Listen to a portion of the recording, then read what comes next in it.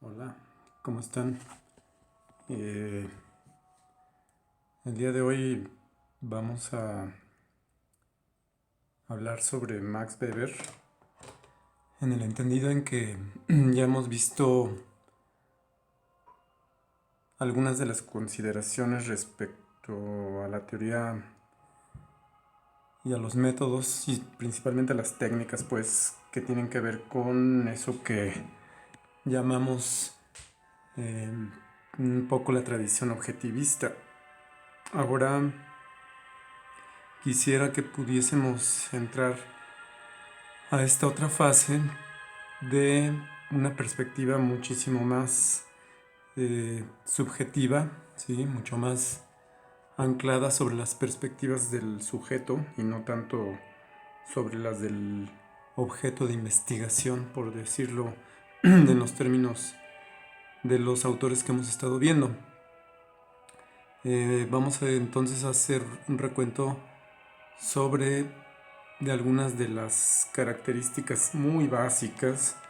No vamos a profundizar obviamente sobre el tema, pero sí superficialmente incorporar algunas de las categorías mínimas del análisis que dejó Max Weber a finales del siglo XIX y principalmente básicamente a principios del siglo XX, ¿no? Entonces vamos a iniciar un poco planteándonos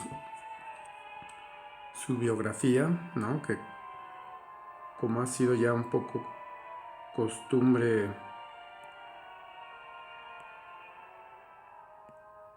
en las sesiones anteriores, pues tocamos la vida de los autores que hemos estado tratando, ¿no? Entonces, en primera instancia, ¿quién fue Max Weber?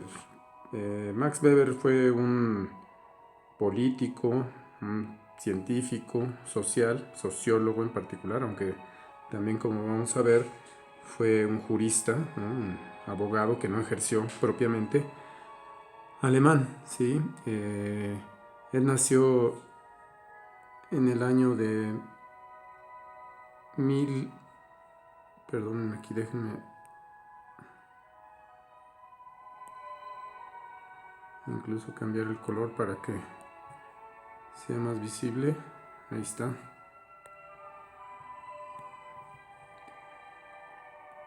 Nació, como ustedes ven, en 1864 y murió en 1924. Max Weber nació en la ciudad de Erfurt.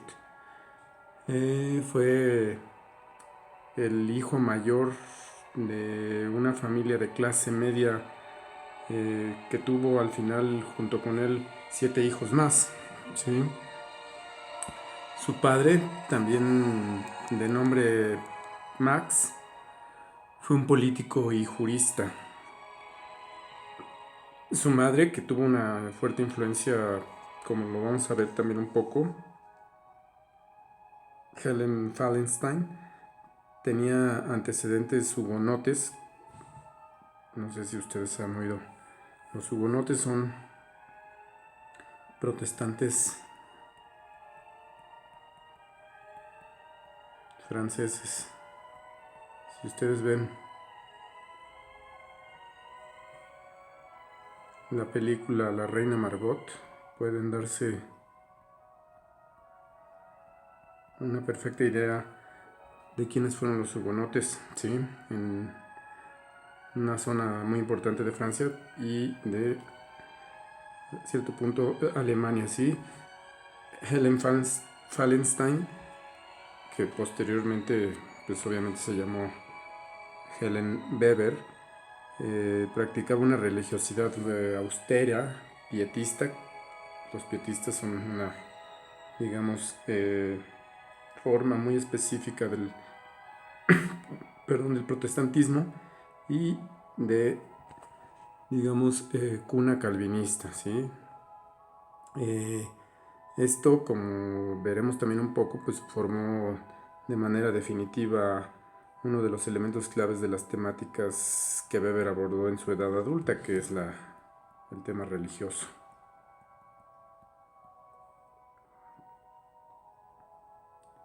El contexto político de la época en la cual se enmarca la vida de Max Weber está eh, tatuado, ¿sí? Está marcado por la unificación alemana de 1871 y por el poder acendrado muy marcado de los Junkers. ¿Quiénes eran los Junkers? Eran estos terratenientes, ¿sí? Latifundistas, muy conservadores, ¿sí? Que tenían un, digamos, alto respeto por el autoritarismo, por la figura del Führer, creo que se escribe así, y el militarismo, ¿sí? Tuvieron evidentemente estos elementos, este contexto, una gran influencia en el joven Weber. Cuando tenía 5 años, la familia Weber se mudó a Berlín. ¿Sí? Max Weber se educó en esta ciudad hasta que en 1882, es decir, cuando tenía 12 años, ¿sí? Él nació, como ya habíamos visto, en 1864, perdón, cuando tenía 18 años, cuando tenía 18 años, ¿sí? Se inscribió en la Facultad de Derecho en la Universidad de Heidelberg, ¿sí? Que se encuentra al sur de Frankfurt y muy cerca de la frontera con Francia. En dicha estancia, Max Weber, frecuentaba a una rama de sus familiares, los Baumgarten, en la cercana ciudad de Estrasburgo. Los Baumgarten también pues, fueron unos personajes muy influyentes en la vida de Max Weber, ¿sí? También realizó por esos años su servicio militar, que también lo va a marcar de alguna u otra forma de manera muy importante.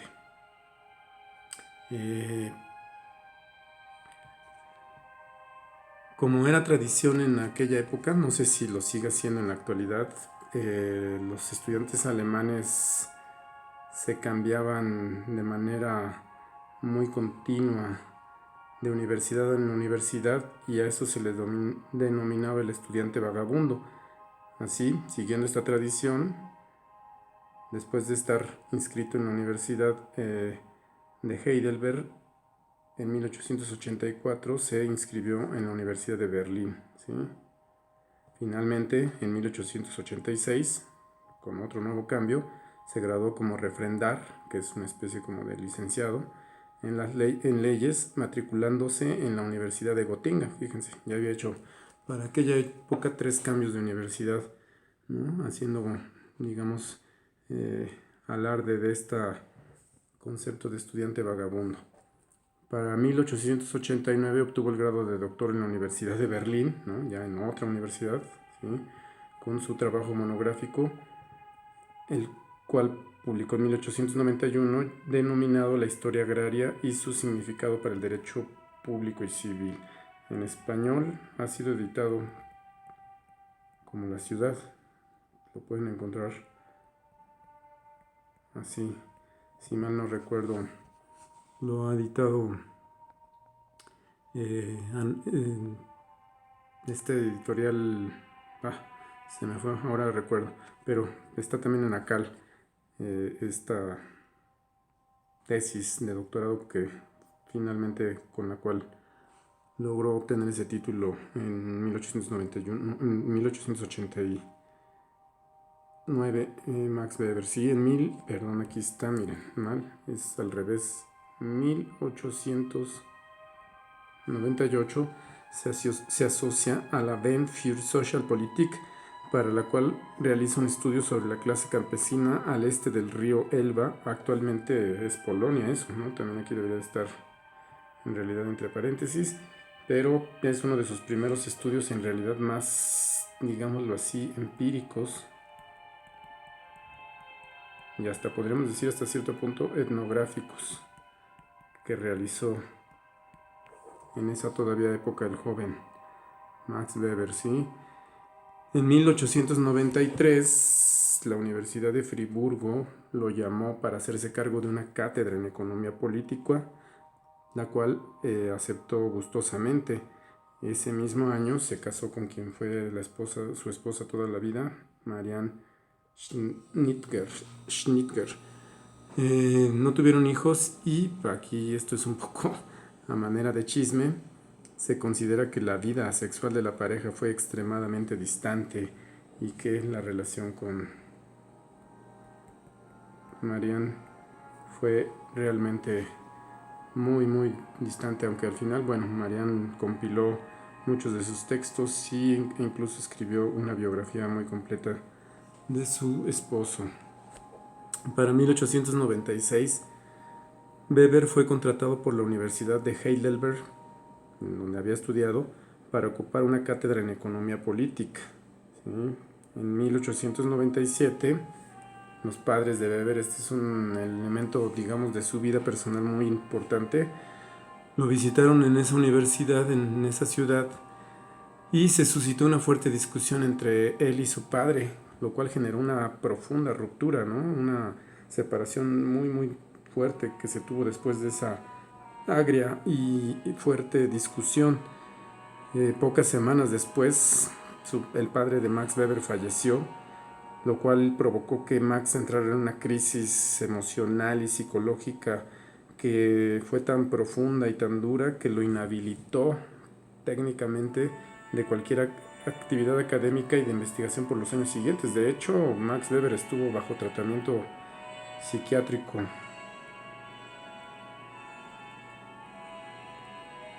Y prácticamente podríamos decir que de alguna u otra manera, si lo vemos en términos así muy vulgares, entró en un momento dado al manicomio, ¿sí? No estoy exagerando. Este fue un periodo muy fuerte en la vida de Max Weber. Estamos hablando de 1897, cuando ingresó a esta circunstancia, ¿no? que se colocó en esta circunstancia psicológica tan especial.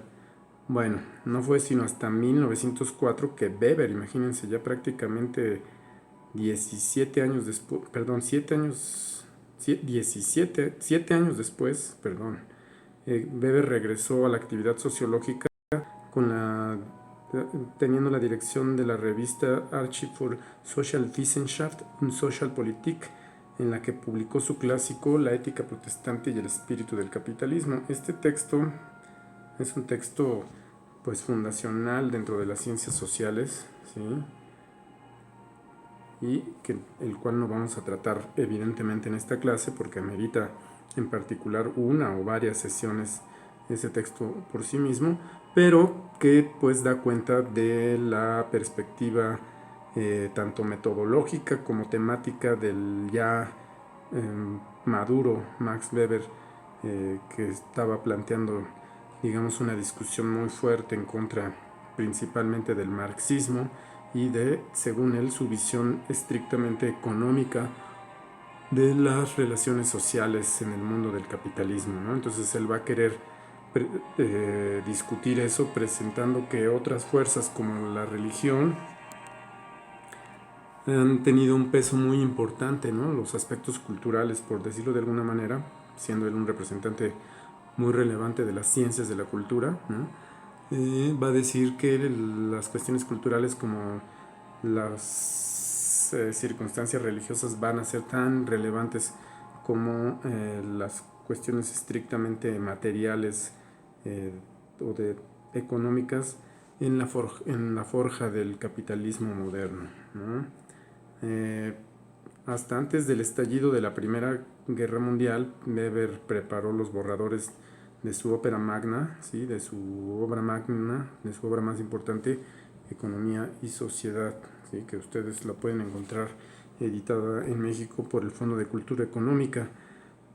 También escribió varios textos metodológicos y dio varias conferencias como las impartidas a los miembros de la Asociación Libre de Estudiantes de Múnich, conocidas popularmente como el político y el científico, y que en realidad son la política como vocación y la ciencia como vocación también. Son dos textos que ustedes pueden conseguir en muchos formatos si quieren de alguna u otra manera conocer la obra de Max Weber, ¿sí? Un año antes, aquí vamos a de hecho tomar en consideración una parte que es los conceptos fundamentales de la sociología de este texto, que es el que les voy a dejar por favor que lean y lo vamos a subir. Es un texto muy complicado, les advierto, es un texto muy denso y pues obviamente es un texto metodológico que puede sonar en un momento determinado muy árido, pero que pienso yo nos da cuenta de manera muy sintética el esfuerzo tanto epistemológico como metodológico de ya el madurísimo Max Weber, ¿sí? Muy bien. Bueno, pues un año antes, en 1919, Weber regresó a la actividad académica en la Universidad de Viena, otra universidad más en la que participó, pero en 1919 decide aceptar un llamado de la Universidad de Múnich, en donde finalmente, siendo catedrático de esa universidad, ¿sí?, muere Weber de neumonía, miren nada más, de neumonía, no sé exactamente de por qué razones, pero muere de neumonía el 14 de junio de 1920. Ahora bien, pasemos a lo que nos importa. Esto es nada más un poco para dar cierto contexto de lo que Max Weber, de la época en la que Max Weber vivió y del contexto así también muy muy breve de su circunstancia personal. ¿Qué es lo que Max Weber está tratando de hacer? Bueno, está tratando, entre otras cosas, como ya lo señalé, de confrontar una visión primeramente que es la marxista, ¿sí?, de quitar lo que él considera un sesgo muy poderoso de prácticamente explicar el mundo social en su conjunto a través de una visión materialista o economicista, y bueno, pues en ese sentido está, digamos que refutando de muchas maneras la teoría del materialismo histórico y del marxismo, pero al mismo tiempo también está en una disputa, digámoslo así, intelectual con los positivistas y con esta visión estrictamente, digamos que muy relacionada a las ciencias duras, a las ciencias naturales, ¿no? Que lo vamos a ver un poco también, bueno, que lo vimos de hecho más bien con Emil Durkheim, ¿sí?, respecto a la idea de las leyes generales, ¿sí? Más que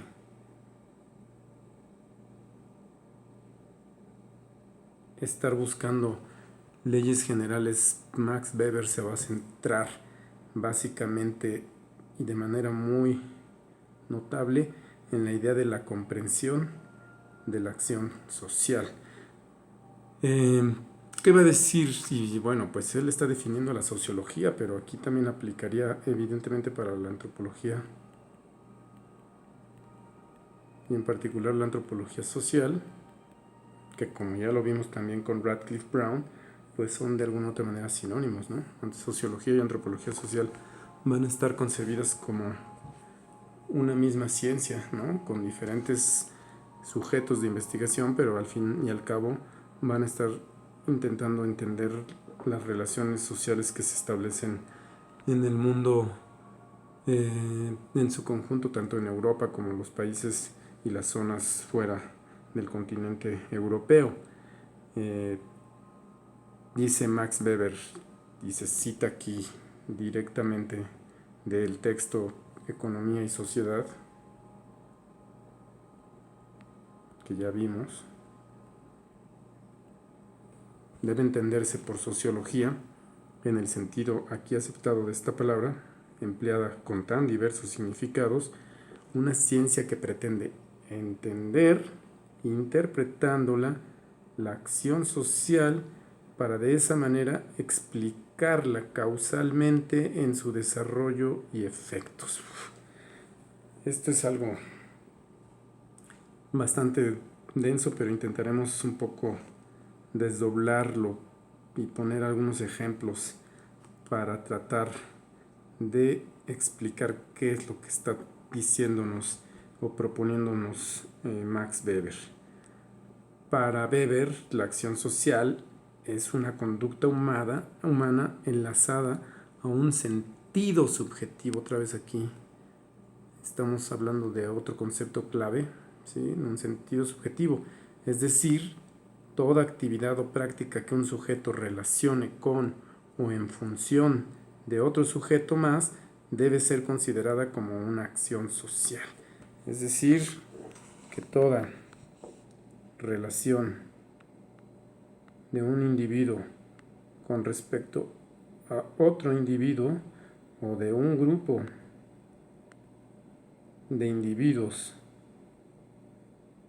con respecto a otro grupo u otros grupos de individuos va a ser considerada una acción social. No es para Max Weber una acción social en estricto sentido muchas de las funciones biológicas, ¿sí? Es decir,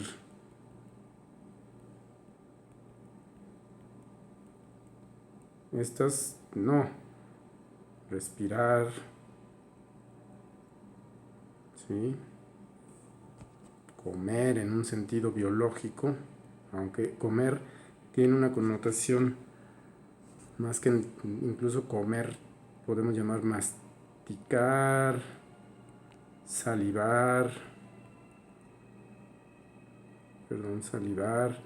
etcétera. No son acciones obviamente humanas, pero que dice Max Weber no estarían efectivamente referidas a otro individuo y por lo tanto no podrían ser consideradas en estricto sentido, en un sentido lato, pero en un sentido estricto, no podrían ser consideradas acciones sociales. Entonces, ¿qué es lo que lo vuelve social a la acción? Es el hecho de tener motivos, ¿sí? Y aquí una paradoja, porque el sentido de cada acción social está motivado, incluyendo el de la ciencia social misma, ¿sí? La sociología está motivada.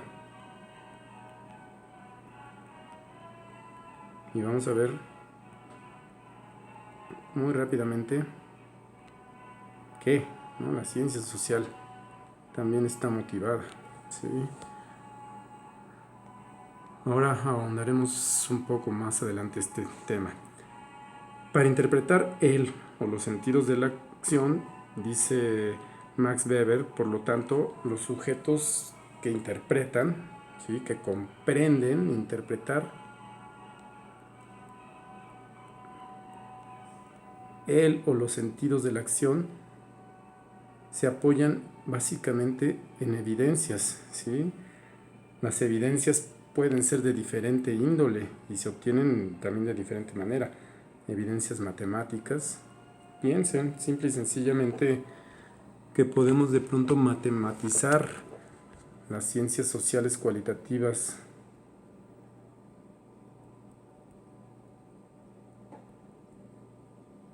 cuantitativas. Déjenme matematizan, ¿no?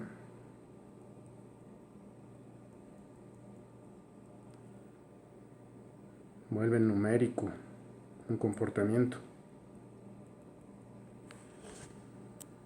De alguna u otra manera, estas evidencias matemáticas pues son un referente muy específico que se puede tener de los sentidos y de las acciones de los individuos, ¿no?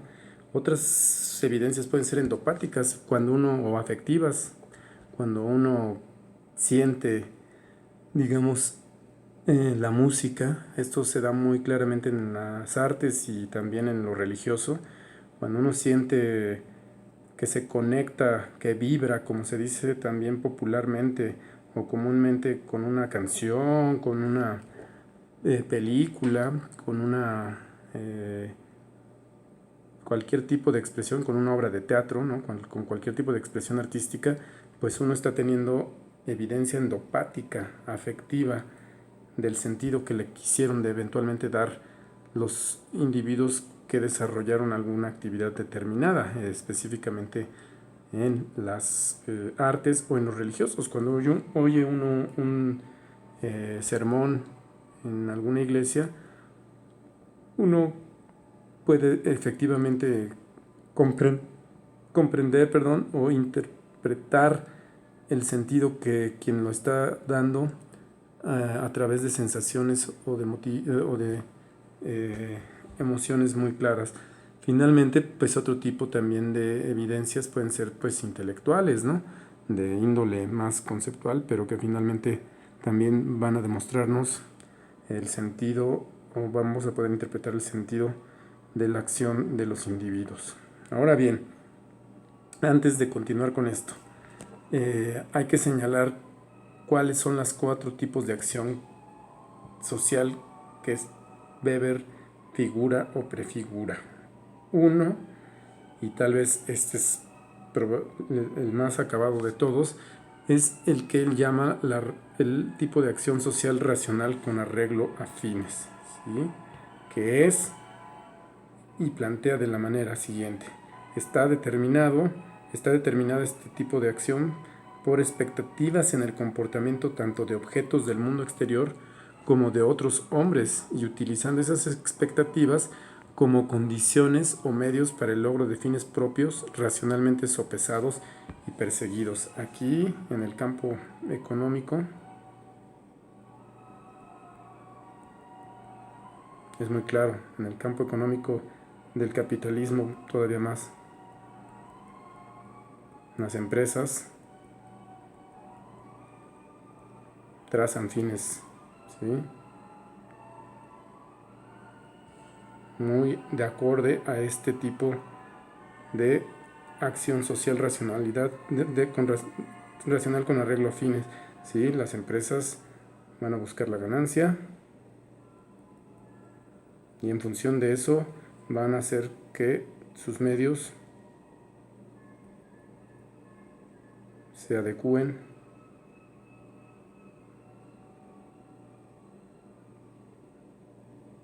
a esos fines, que básicamente, como les digo, son las ganancias.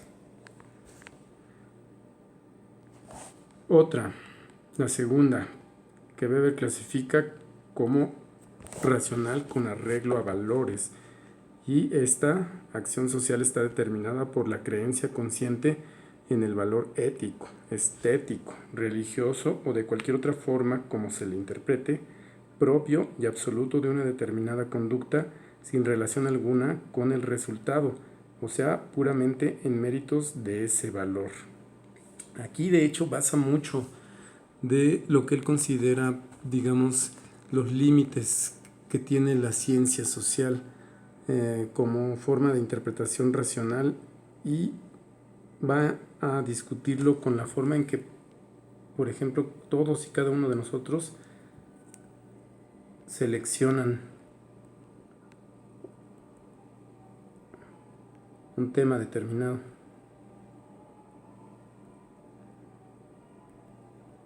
Es decir, la selección de un tema, que puede ser cualquiera, digamos, los santeros. ¿Cómo se selecciona el tema de los santeros? Va a decir Max Weber que esa selección, en estricto sentido, está basada sobre una acción social racional, efectivamente, pero con arreglo a valores. ¿De qué tipo? Pues pueden ser éticos, estéticos o religiosos, ¿sí?, artísticos, en fin, que no tienen de ninguna manera nada que ver con una racionalidad específicamente calculada. Quien quiera decidirse por un tema como el de los santeros no va a tener que justificar, digamos, en términos racionales el por qué de alguna u otra manera está tomando la decisión por ese tema. Puede ser incluso por presiones familiares, en fin, de cualquier tipo.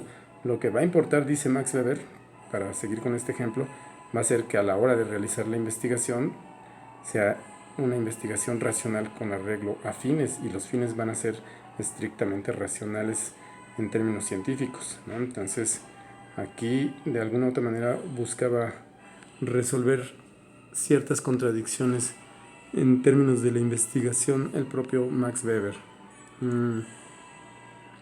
La tercera es la acción afectiva, que es especialmente emotiva, determinada por afectos y estados sentimentales actuales. ¿Sí? Esta es una acción muchísimo más, y de hecho ya es una acción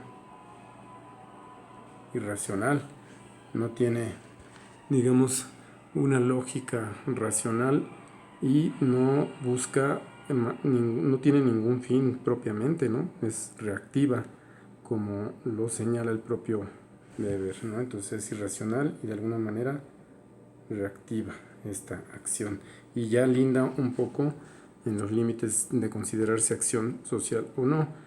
Y 4, la última, que Weber llama tradicional y que se encuentra determinada por una costumbre arraigada, ¿sí? Que también pues es una acción social que él considera irracional y reactiva. Entonces, por lo tanto, estas dos van a estar, como les digo, en el límite de la acción social, de considerarlas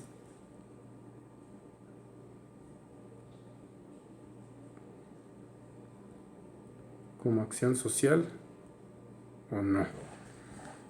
Ahora bien, es visible que Max Weber plantea el concepto de tipos de acción social. Una paradoja más es que estos tipos son el resultado del tipo especial de acción social con arreglo a fines que encarna la propia ciencia social, que es una de las más acabadas formas de la acción social racional. Es decir, esta tipología de la acción social es resultado de un ejercicio estrictamente de acción social racional que llamamos ciencia social. Esto es algo también paradójico, ¿no? Que este tipo de tipología surge específicamente de una forma muy concreta de acción social que es la que surge de la ciencia misma y en particular de la ciencia social, de la sociología y de la antropología en particular, ¿sí? Ninguno de estos tipos de acción está en lo particular desligado de los demás. Ahorita vamos a ver con un ejemplo a qué me refiero con eso. Son tipos ideales en este sentido. Estas 4 formas de acción social van a ser lo que Max Weber denomina como tipos ideales. Solo aparecen configurados como guías. Estos son los tipos ideales. Guías metodológicas para comprender el sentido de la acción, pero ninguno de ellos existe formal y exclusivamente en la realidad, sino en múltiples combinaciones que se ven evidenciadas en el desarrollo mismo de cualquier acción. Los tipos ideales son guías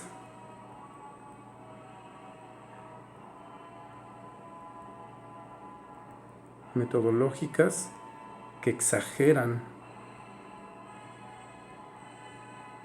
ciertas características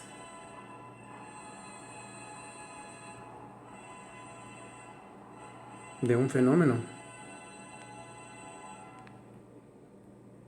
Piensen,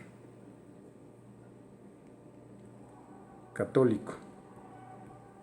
Un tipo ideal de un católico tendría que tener exageradas ciertas características, a diferencia, por ejemplo, como él hace con su famoso texto,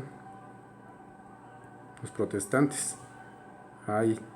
Los dos son cristianos, es decir, creen en Cristo, ¿sí? Pero al mismo tiempo se diferencian de manera radical. Para poder entender al católico con respecto al protestante se tienen que exagerar las características del católico y de los protestantes, aunque ambos van a tener elementos en común que los van a volver de manera más o menos indiferenciados, ¿no? Se van a mantener indiferenciados en algún sentido. El católico va a tener características tales como el que cree en la confesión, cree en los santos, en fin, ¿no? Cree obviamente en el poder divino del Papa, a diferencia de los protestantes que van a tener características muchísimo más individuales, van a creer en el trabajo, en la salvación a través del trabajo, en fin, ¿no? Van a irse diferenciando. Entonces, para poder hacer de alguna otra forma el trabajo metodológico que realizan las ciencias sociales, dice Max Weber, se necesitarán siempre de los tipos ideales. Les digo, no nos va a dar tiempo ni es materia de nuestro curso entender la idea del tipo ideal, pero como pueden ustedes observar, a diferencia de lo que proponía de alguna u otra manera Durkheim o Radcliffe Brown, Max Weber va a introducir este tipo de conceptos muy distintos, ¿sí? Formas de desarrollo metodológico diferentes. Sí, pero pongamos un ejemplo de los tipos de acción y cómo se interpretarían y comprenderían en cada caso. Pongamos el ejemplo de un niño en edad escolar. Un niño en edad escolar debe resolver un problema matemático. Digamos, resolver la superficie de un triángulo. ¿Sí? ¿Cuál es la superficie de este triángulo? ¿Cómo?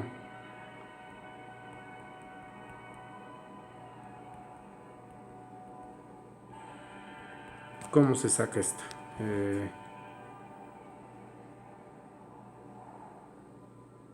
Aquí la resolución weberiana tendría antes que otra cosa algunas derivas.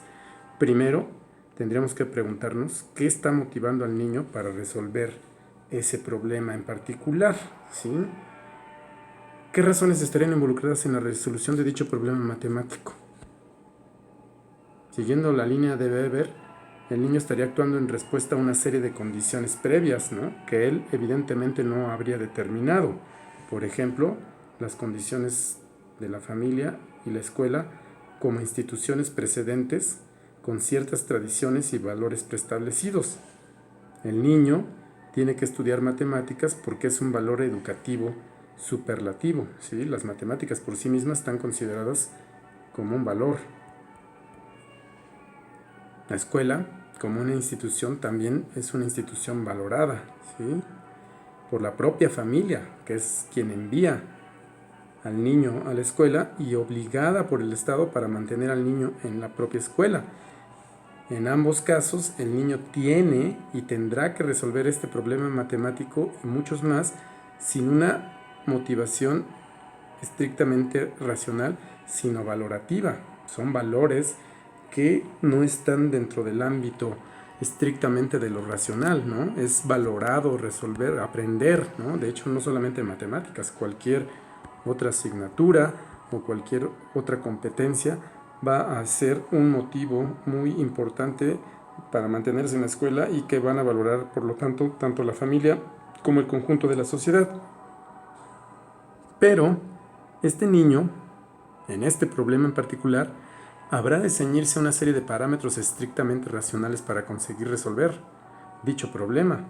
El objetivo fáctico, ¿sí? El objetivo estrictamente es saber la superficie del triángulo. Su medio va a ser ¿cuál? La lógica matemática, ¿sí? Ateniéndonos a una interpretación estrictamente racional con arreglo a fines, este niño tendría que realizar la siguiente operación para conseguir su objetivo: medir la base y la altura, multiplicar dichas cifras y el resultado dividirlo entre 2. ¿Sí? Eso es, digamos, la fórmula genérica para establecer la superficie de un triángulo. Base por altura entre 2, que es exactamente lo mismo que para resolver la superficie de un cuadrilátero, pero al ser un triángulo la mitad de un hipotético cuadrilátero, pues se divide entre 2 y con eso se obtiene la superficie de dicho triángulo, ¿sí? Se podría interpretar entonces la acción del niño en apego a sus medios y fines estrictamente racionales en este ámbito de actuación, estrictamente en la resolución del problema matemático. Pero como ya vimos, el niño está motivado también por elementos de valoración extra matemáticos, ¿no? Extra racionales, que son los valores que se le están inculcando en la sociedad, en la familia, en la escuela. Entonces, pero cabe preguntar, ¿y qué tal que el niño no logra la respuesta correcta de manera inmediata? ¿Qué pasaría si el niño se molesta y arroja la regla y el lápiz mostrando su frustración? Aquí la acción se acentuaría afectivamente. Aquí entraría en juego el otro elemento, ¿no? De la acción afectiva. niño se enoja y la lógica estrictamente racional se vería contrariada por una emoción que interrumpiría su cauce normal, su cauce, digamos, estrictamente racional con arreglo a fines. ¿Sí? Si el niño no logra hacer la operación aritmética de manera correcta, se va a ver frustrado y en un momento determinado ese cauce normal va a estar, digamos, impedido. Entonces, ¿qué elementos conceptuales conforman en todo caso la acción social? ¿Sí?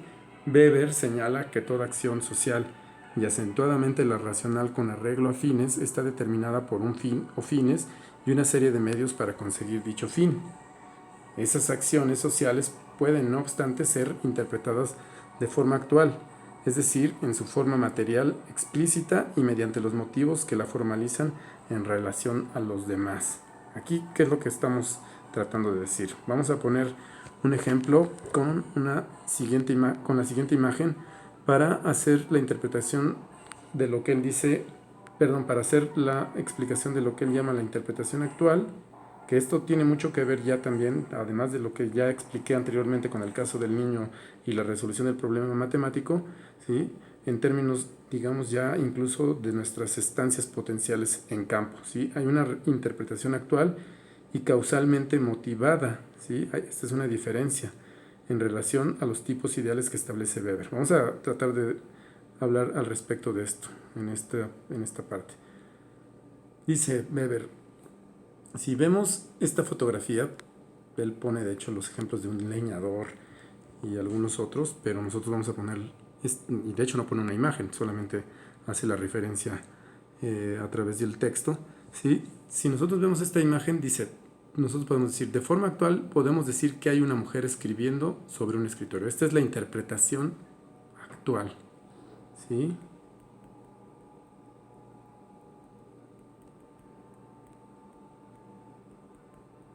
Podríamos decir fáctica, ¿sí? Empírica. Nosotros lo que estamos aquí observando es que hay una mujer escribiendo sobre un escritorio. Esta mujer escribe sobre hojas sueltas con una pluma y tiene una libreta o un libro frente a ella y que se encuentra en lo que podría ser el estudio de su casa. Esta descripción fáctica ya es interpretativa, pero aún no llega al fondo. Aquí faltó, no llega al fondo. ¿Sí? La pregunta que vendría después precisamente y que tendríamos que hacernos según Max Weber para poder entender la acción social de ese escritor es ¿cuáles son los motivos que tiene para escribir? Basándonos en lo anteriormente descrito, ella podría estar escribiendo por motivos puramente económicos, ¿sí? Por motivos que la acercarían a la racionalidad con arreglo a fines. Pensemos en este caso que puede tener un contrato firmado con una editorial para escribir una serie de novelas en un determinado periodo por una determinada cantidad de dinero. Aquí entraría un factor estrictamente económico, racional y con arreglo a fines. Ella incluso tendría que hacer un cronograma y racionalizar sus tiempos, sus esfuerzos, sus momentos de escritura para poder llegar a conseguir este fin específico que es la consecución, la culminación de ese contrato. Pero simultáneamente esta escritora puede valorar artísticamente, es decir, estéticamente la escritura. Aquí su pasión, ¿sí?, por escribir puede ser, y de hecho es muy probable que lo sea, un motivo irracional en la medida en que no se puede calcular los valores estéticos ni religiosos, muy relevante para realizar esta acción. Es decir, que aquí habría motivos artísticos detrás probablemente de la imagen que estamos viendo, o si siguiésemos ese ejemplo, ¿no? El fin que pueda tener la escritura se ajusta en consecuencia a los medios que cada sujeto tiene para conseguir dichos fines y además a las técnicas específicas que se hayan desarrollado. Escribir se puede hacer con diferentes técnicas y diferentes medios, con pluma o lápiz, en máquina o con computadora, mediante taquigrafía o mecanografía o de a dedito, ¿no? Ya dependerá de las características que tenga cada quien. Evidentemente Max Weber no agota la discusión solamente con este tema de la acción social, sino que va a presentarnos una serie de temáticas más en este apartado de los conceptos fundamentales de la sociología, ¿no? La validación y, en fin, una serie más. Va a adentrarse evidentemente mucho más en la idea del tipo ideal, pero no quisiera yo ahondar en esos temas porque nos tomaría muchísimo tiempo y sería demasiado complejo, ¿no? De hecho, esto se da básicamente en un semestre, o se daba en un semestre completo, toda la estructura del pensamiento conceptual de Max Weber, y por lo tanto, pues en una sesión sería muy desgastante e imposible poder abarcarlas.